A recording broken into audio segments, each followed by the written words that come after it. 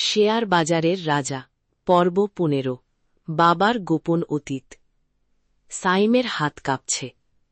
পুরনো ছবিটা সে বারবার দেখছে। একপাশে প্রফেসর আরমান, অন্য পাশে তরুণ মিস্টার এক্স, আর মাঝখানে দাঁড়িয়ে আছেন তার বাবা মাহবুব রহমান। সাইম অবিশ্বাসের চোখে প্রফেসর আরমানের দিকে তাকাল। স্যার, এটা কি সত্যি? প্রফেসর দীর্ঘশ্বাস ফেললেন। হ্যাঁ, সত্যি, কিন্তু পুরো সত্যি নয়। ঘরে নীরবতা নেমে এল। প্রফেসর ধীরে ধীরে বলতে শুরু করলেন। ২০ বছর আগে বাংলাদেশের শেয়ার বাজারকে আধুনিক ও স্বচ্ছ করার স্বপ্ন নিয়ে ৩ জন মানুষ একসঙ্গে কাজ শুরু করেছিলেন। আমি, মাহবুব রহমান আর আরিফ হোসেন, যে মানুষটিকে আজ সবাই মিস্টার এক্স নামে চেনে। আমাদের লক্ষ্য ছিল একটি বুদ্ধিমান ডেটা সিস্টেম তৈরি করা, যা বাজার কারসাজি আগেই শনাক্ত করতে পারবে। প্রকল্পটির নাম ছিল প্রজেক্ট বুলশিল্ড। কিন্তু কয়েক বছর পর আরিফ বদলে যেতে শুরু করল। সে বলত, বাজারকে নিয়ন্ত্রণ করা যায়, তাহলে বাজারকে ব্যবহার করব না কেন? মাহবুব রহমান তীব্র প্রতিবাদ করেছিলেন। তিনি বলেছিলেন, মানুষের কষ্টের টাকা নিয়ে খেলা করা অপরাধ। সেই দিন থেকেই ৩ জনের পথ আলাদা হয়ে যায়।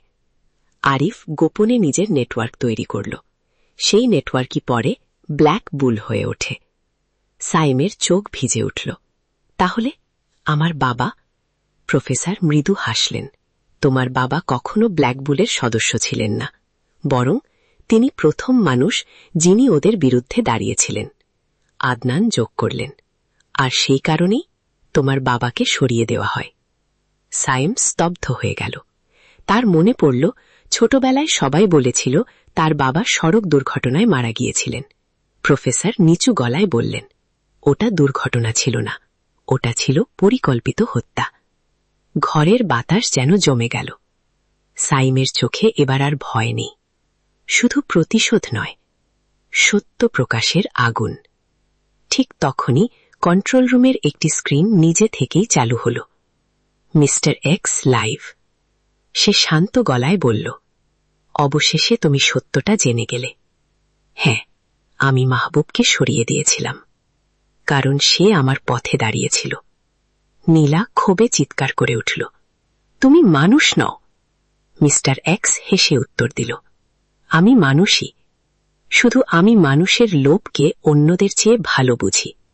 তারপর সে একটি ট্যাবলেট তুলে ধরল। স্ক্রিনে ভেসে উঠল দেশের শেয়ার বাজারের লাইভ ট্রেডিং।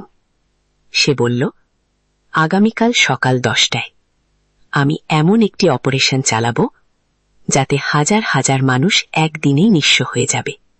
সাইম দাঁত চেপে বলল, আমি তোমাকে থামাব।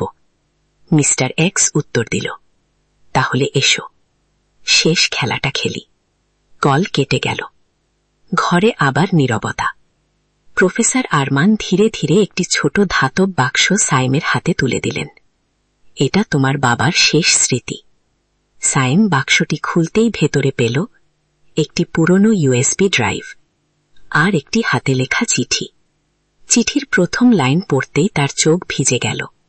প্রিয় সাইম, যদি কোনোদিন তুমি এই চিঠি পড়ো, তাহলে বুঝবে আমি হয়তো তোমার পাশে নেই, কিন্তু সত্য সবসময় তোমার পাশে থাকবে, চলবে।